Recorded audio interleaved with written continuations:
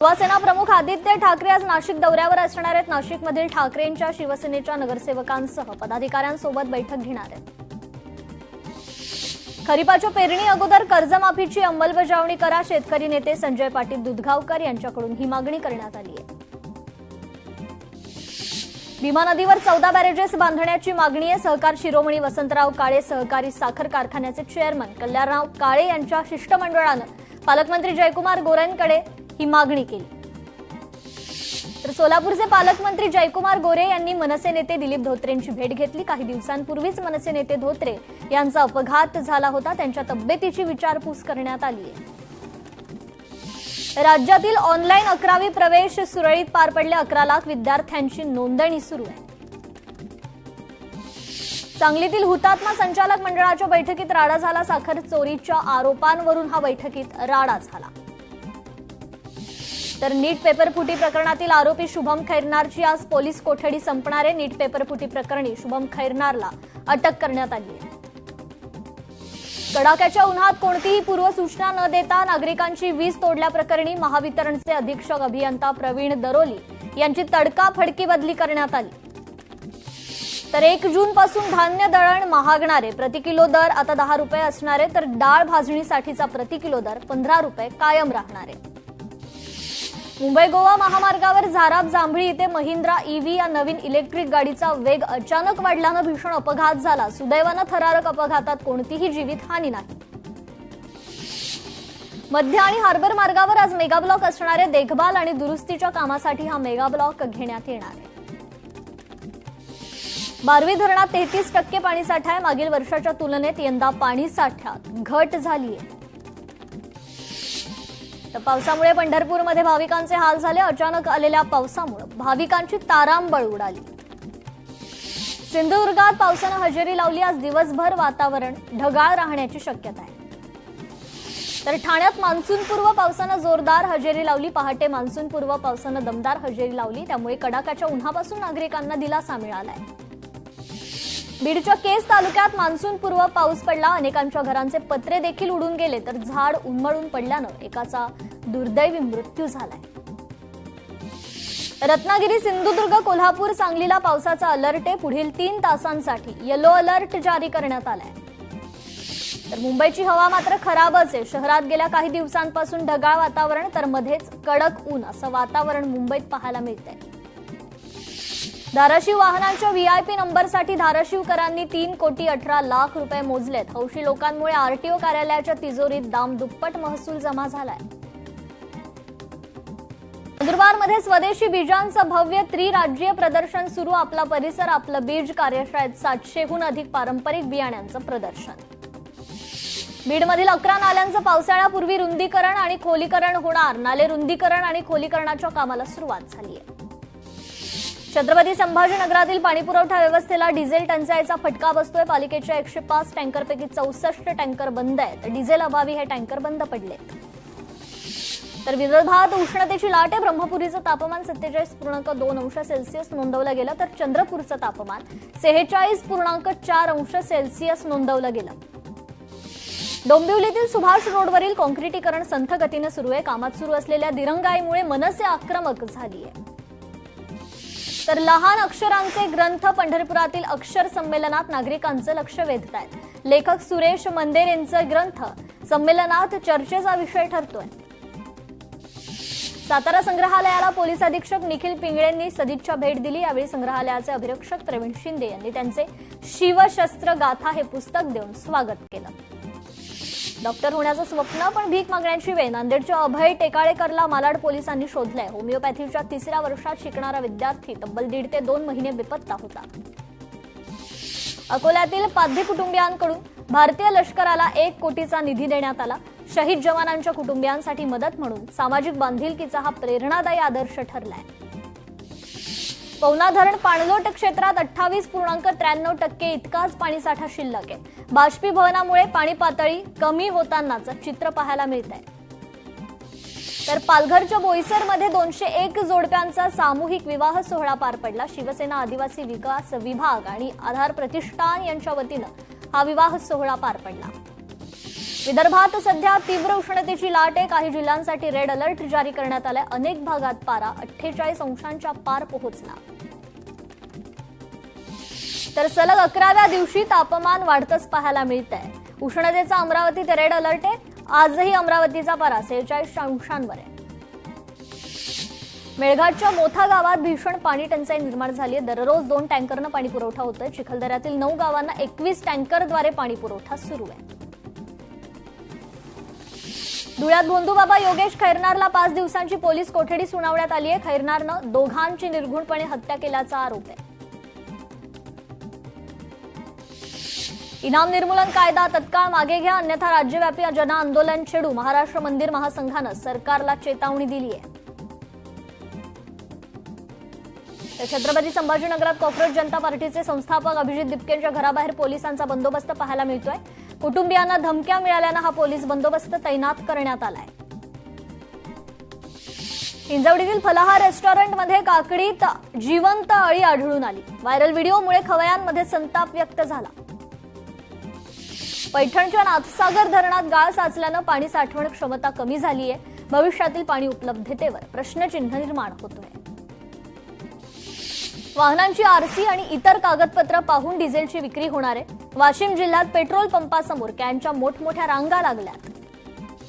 इंधन टंचाईमुळे मनपाने कसरत केली आहे. 23,000 लिटर डिझेल साठा आवश्यक आहे. पेट्रोल डिझेलमध्ये 10 दिवसात तिसऱ्यांदा वाढ झाली आहे. रायगडात पेट्रोल डिझेलचा पुरेसा साठा उपलब्ध. रायगडमध्ये डिझेलचा तुटवडा नाही अशी माहिती जिल्हा पुरवठा विभागानं दिली. तर डिझेल तुटवड्याचा परिणाम थेट शेतीवर होतोय. डिझेल पुरवठा सुरळीत नसल्यानं शेतकरी अडचणीत सापडलेत.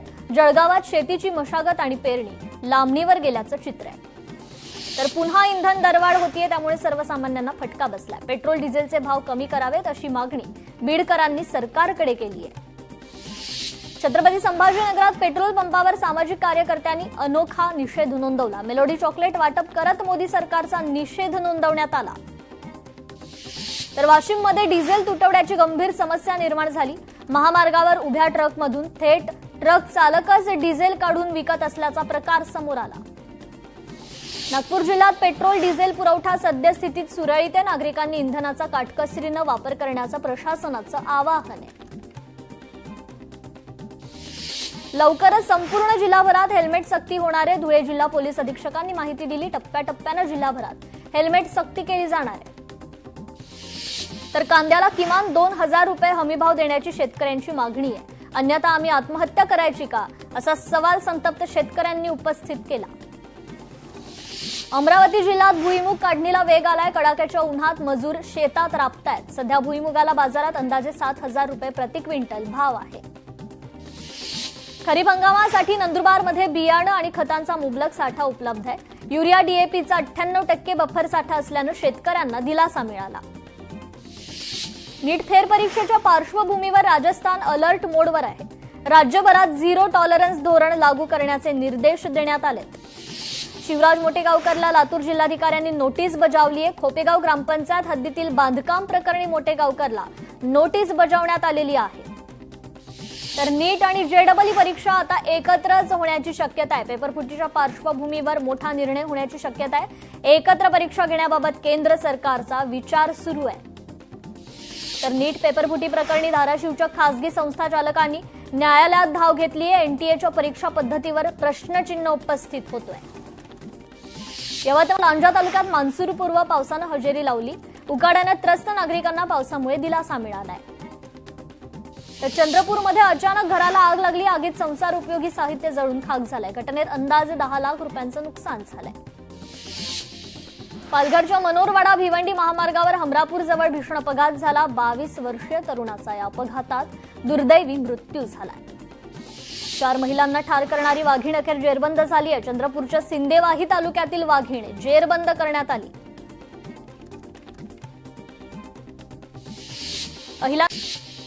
पुणे सोलापूर राष्ट्रीय महामार्गावर कंटेनर उलटला. कंटेनर उलटल्यानं महामार्गावर वाहतूक कोंडी निर्माण झाली होती. तर बीड शहरात एका विवाह सोहळ्यादरम्यान फटाक्याचा जमिनीवरच स्फोट झाला. घटनेत 5 फोटोग्राफर जखमी झाले. पिंपरी चिंचवडच्या रक्षक चौक परिसरातील नव्या उड्डाणपुलावर अपघात झाला. भरधाव कारचं नियंत्रण सुटल्यानं हा अपघात झाला. माजलगावात विहिरीत आडव्या बोरच्या ड्रिलचं काम सुरू असताना मोठी दुर्घटना घडली. निष्काळजीपणामुळे 2 जणांचा मृत्यू झालाय तर 2 जण गंभीर जखमी आहेत. मूर्तिजापूरमध्ये उष्माघाताचा बळी गेल्याची शक्यता आहे. मामाच्या घरी आलेल्या युवकाचा मृत्यू झाला. युवकाचा उष्माघातानं मृत्यू झाल्याचा संशय व्यक्त होतोय. तर नागपूरच्या गोळीबार चौकातील बिर्याणी दुकानाला आग लागली. अग्निशमन दलाला आगीवर नियंत्रण मिळवण्यात यश आलं. तर आयुर्वेदिक औषधांच्या आड अफूचा काळा बाजार सुरू होता. नंदुरबारमधील तळोदा पोस्ट गल्ली परिसरात पोलिसांनी कारवाई केली आहे. निदा खानला आश्रय दिल्याचं प्रकरण मतीन पटेलला नाशिक गुन्हे शाखेनं नोटीस बजावली आहे. मतीन नाशिक पोलिसांसमोर हजर राहण्याची शक्यता आहे. उल्हासनगरमधील गोळीबार प्रकरणी पोलिसांच्या निष्काळजीपणामुळे माझ्या 2 मुलांची हत्या झाली असा आरोप हत्या झालेल्या मुलांच्या आईनं लगावलाय. विक्रोळी पार्कसाईटमध्ये 13 वर्षीय मुलीवर बेकरीत अत्याचार झाला. संबंधित बेकरीवर बुलडोझर कारवाई करण्याची सोमय्या यांची मागणी आहे. तर गडचिरोलीत माओवाद्यांचा शस्त्रनिर्मिती कारखाना आढळून आला. पोलिसांना हा शस्त्रनिर्मितीचा कारखाना सापडलाय. विविध शस्त्र स्फोटक साहित्य पोलिसांनी जप्त केलंय. नागपुरातील एका गोठ्यावर पाचपावली पोलिसांनी छापेमारी टाकली. कारवाईत कत्तलीसाठी बांधलेल्या 12 गोवंश जनावरांची सुटका करण्यात आली. बुलढाण्यात मोठा शिक्षण घोटाळा उघडकीस आलाय. अनुदान लाटण्यासाठी पालकांचा विश्वासघात करण्यात आला. इंग्रजी माध्यमाच्या नावाखाली पालकांकडून हजारो रुपयांची फी वसूल करण्यात आली. तर आळंदीत माऊलींच्या दानपेटीतून रोकड लंपास झाली. संत ज्ञानेश्वर महाराज समाधी मंदिरातील दानपेटीतून चोरी झाली आहे. बनावट सोन्याचे दागिने विकून 15 लाखांची फसवणूक झाली आहे. आंतरराज्यीय टोळी रायगड पोलिसांच्या जाळ्यात सापडली. 45 वर्षीय मुलानं वृद्ध आईला पेटवलंय. लग्न लावून देत नसल्याच्या रागातून स्वतःच्या वृद्ध आईच्या अंगावर ज्वलनशील पदार्थ टाकून पेटवण्याची ही घटना घडली.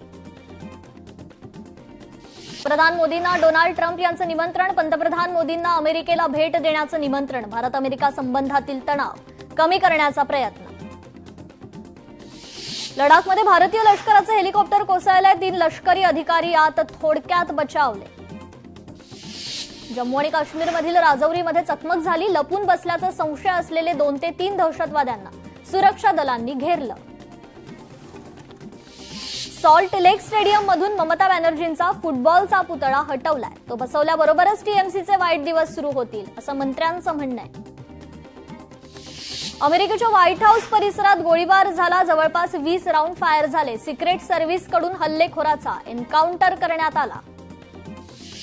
अमेरिकेच्या परराष्ट्र सचिवांनी मोदींची भेट घेतली. भारत अमेरिका धोरणात्मक संबंध दृढ करण्यावर चर्चा झाली आहे. डोनाल्ड ट्रम्प यांच्या मुलीच्या हत्येचा कट उघडकीस आला. इराणचा दहशतवादी ताब्यात आहे. इवांका ट्रम्प यांच्या हत्येचा कट उघड झाला. राज्यातील शासकीय आणि खासगी औद्योगिक प्रशिक्षण संस्थांमधील ऑगस्ट 2026-17च्या प्रवेश प्रक्रियेला चांगला प्रतिसाद मिळाला. आतापर्यंत 14,000 विद्यार्थ्यांची नोंदणी पार पडली. तर 12वी गुणपत्रकाचं 25 मे रोजी वाटप होणार आहे. सकाळी 11 वाजता गुणपत्रक आणि संबंधित साहित्य वितरित करण्यात येणार आहे. वर्ध्यात वाढत्या अपघातांमुळे वाहतूक शाखेचं वाहन चालकांना सतर्कतेचं आवाहन आहे. यावर्षी 136 अपघात झाले. 70 जणांचा मृत्यू झालाय तर 40 दुचाकी चालक जखमी झालेले आहेत. सांगलीत मिरजेत सराईत मोटरसायकल चोरट्यास अटक झाली आहे.